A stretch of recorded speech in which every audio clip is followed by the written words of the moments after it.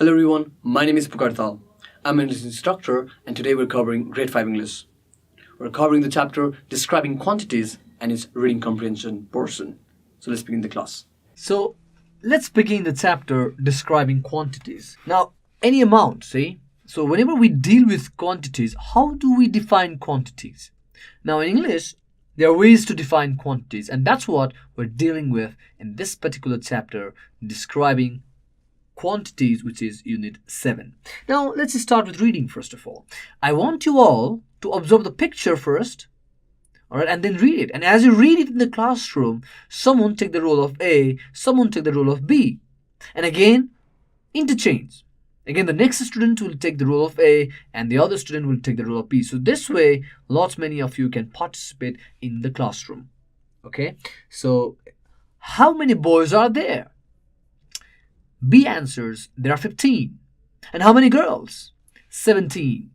See, so we use the word here, many, to ask the number of boys and girls.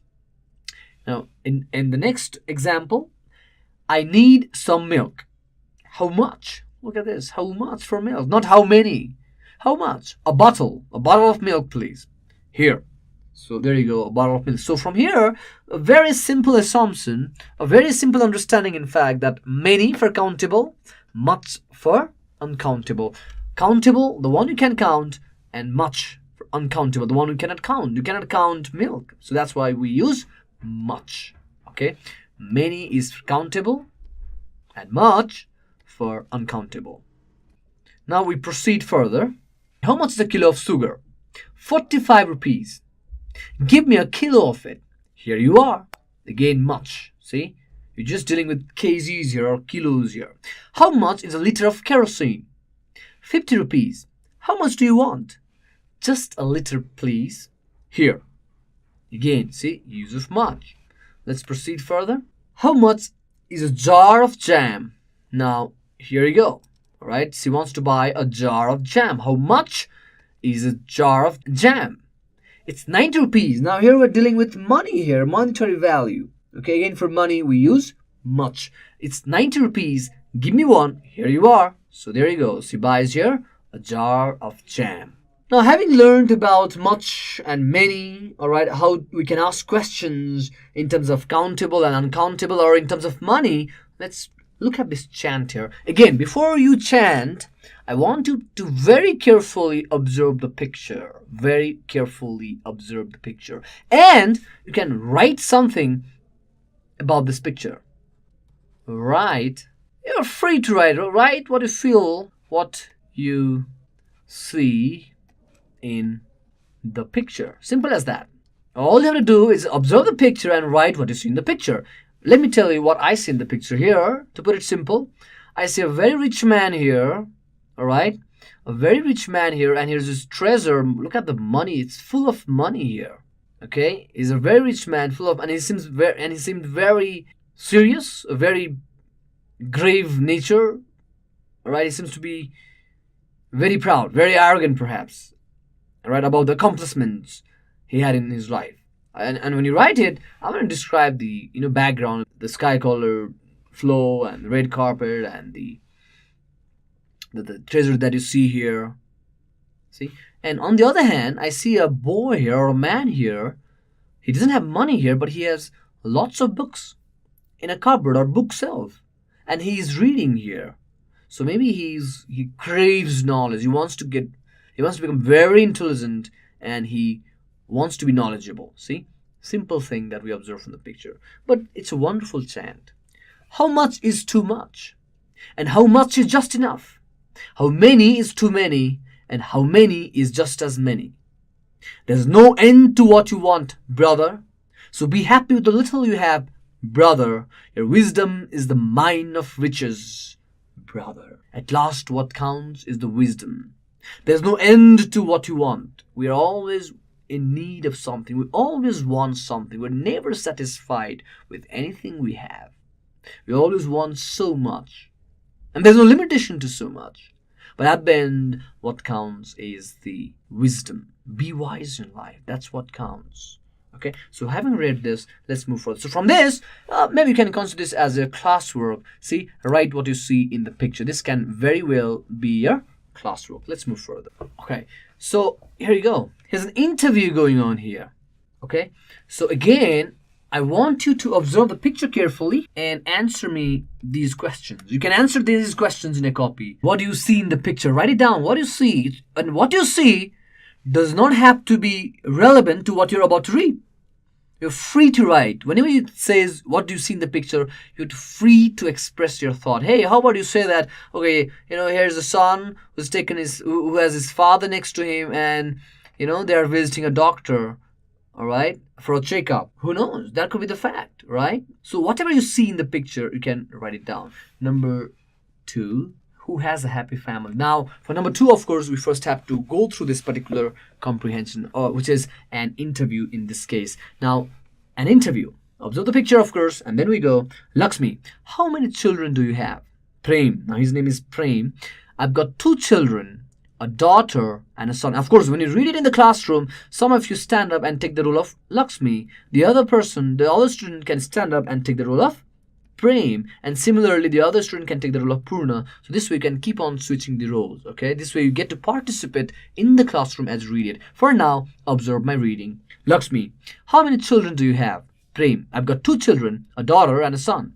Purna, I have 6 children, 5 daughters and a son. Lakshmi, how much do you spend on food and clothes? Prem, I spend about 25% of my income on food. The full stop there, okay? Oh, sorry, there's no full stop. There's an as well. On food and clothes. That's enough for living a good life.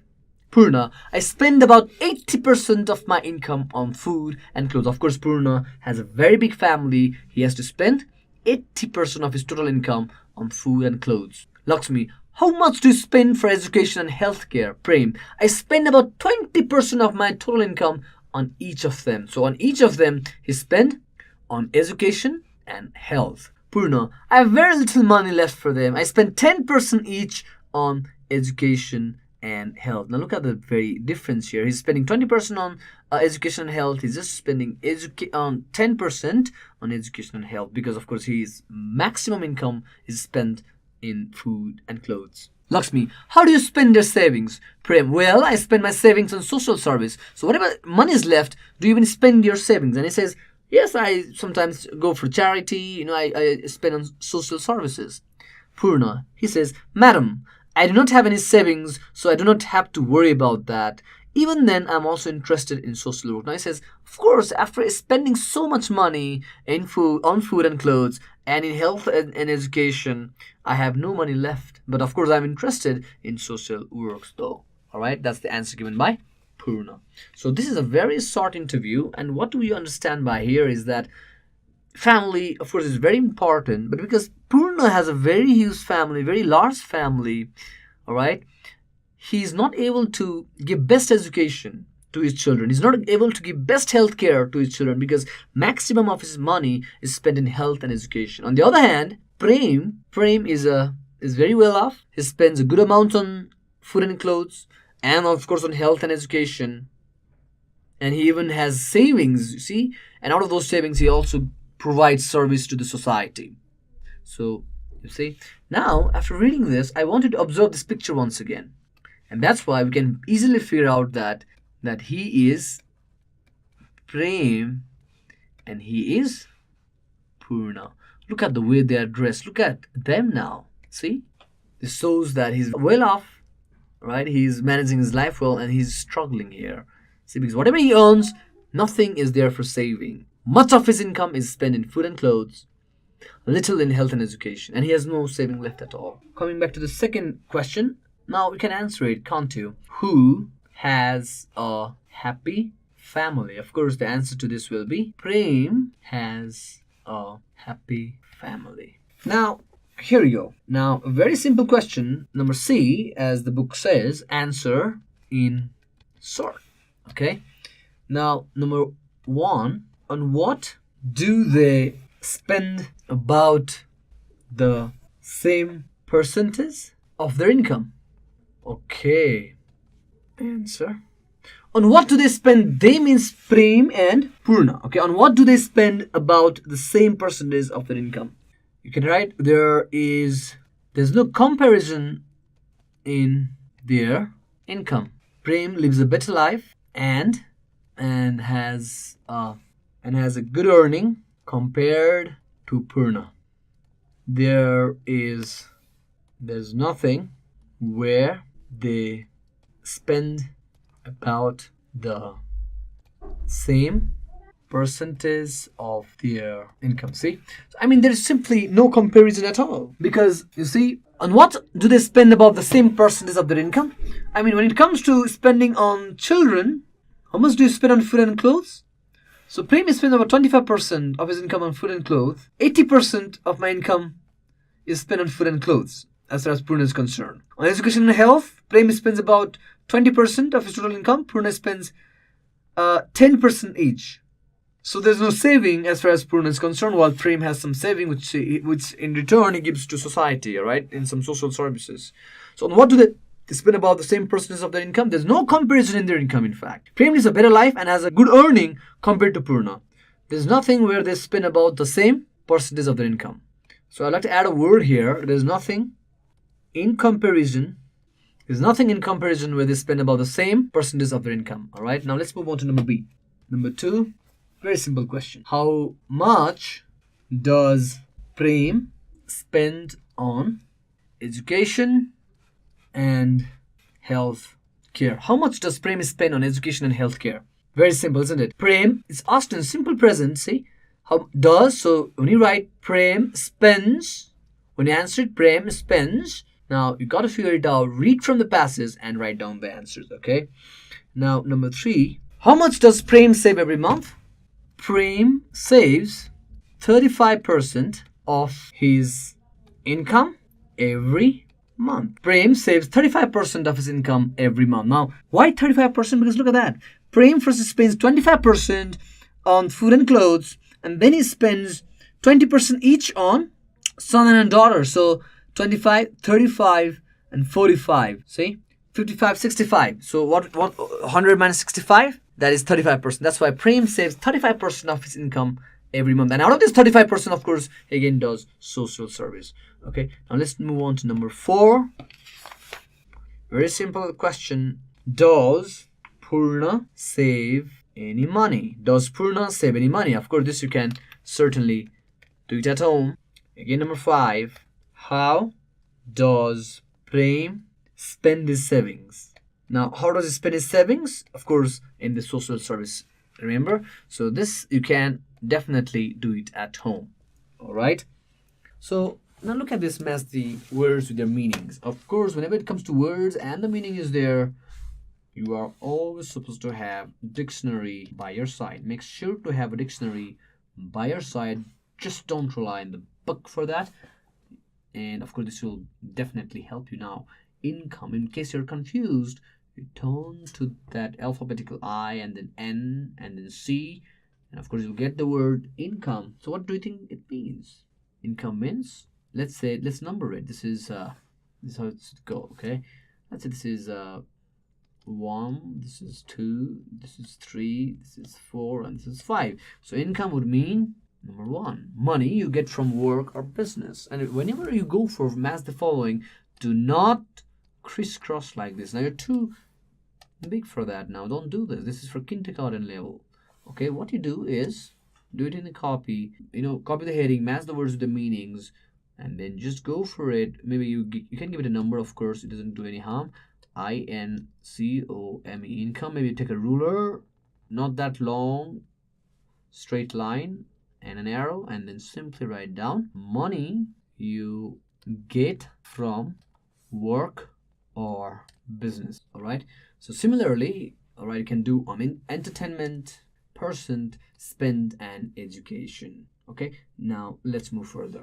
Read and fill in the table. How much of the total income do they spend on the following? Remember, it's about the income of Prem and Purna and the spending they have. All right, and the spending they have in their own respective life. The percentage that they spend on food and clothes, on education, and on health. Now, if you talk about Prem, if you talk about 10, I spend about 25% of my income on food and clothes. So he's spending around 25% of his income Prem spends 25% of his income on food and clothes, all right? And here is Purna, who spends 80%. That's a lot of amount. He's spending 80% of his income in food and clothes. Now, as far as education is concerned, so here is Prem, who says, I spend 20% on education and 20% on healthcare, okay? Now, Purna says he has very little money left. That's why he spends 10% on education and 10% on health. So his total expenditure is 65%. Now, here is Purna, who has spent his 100%. He has no saving left, that means. All right. Now, his saving is 35%. Now, out of this 35%, Prem, he invests in a certain percentage he gives to, or rather he spends in social service. So that's a very noble task, see? Okay, so this is a very fairly simple exercise. Now let's continue further. So in question number 9, all right, read and act. Now, I'm just going to read this. Here you can take turns to read this thing. You can take, or you can even perform a short skit in the classroom itself. Someone take the role of A, someone take the role of B, and then it's done. And keep on switching, right, among friends. Like for instance, it's a couple of students will stand up, and then the next couple of students will stand up, and this way, let maximum students participate in the classroom. So this is how it should go, all right? So here's some confusion with A and B here. How do you sell milk? C is the customer. You see, A is the customer here. Okay, A is the customer who wants to buy a product. B is the shopkeeper here. How do you sell milk? We sell it in pouch and bottles. Which one do you need? Give me a bottle of it. Now again, she says, customer asks, do you sell sauce in bottles or jars? We sell it in jars. How many do you need? Give me a jar of it. Now the shopkeeper again asks, what next? Customer, a packet of biscuits, please. Number B. Again, the shopkeeper asks, anything else? Customer, no thanks or no thank you. And again, shopkeeper, you're welcome. So see, this is a simple exercise of read and act. And thank you very much. And if you have any queries, feel free to email us at learning@deerwalk.edu.np. Thank you.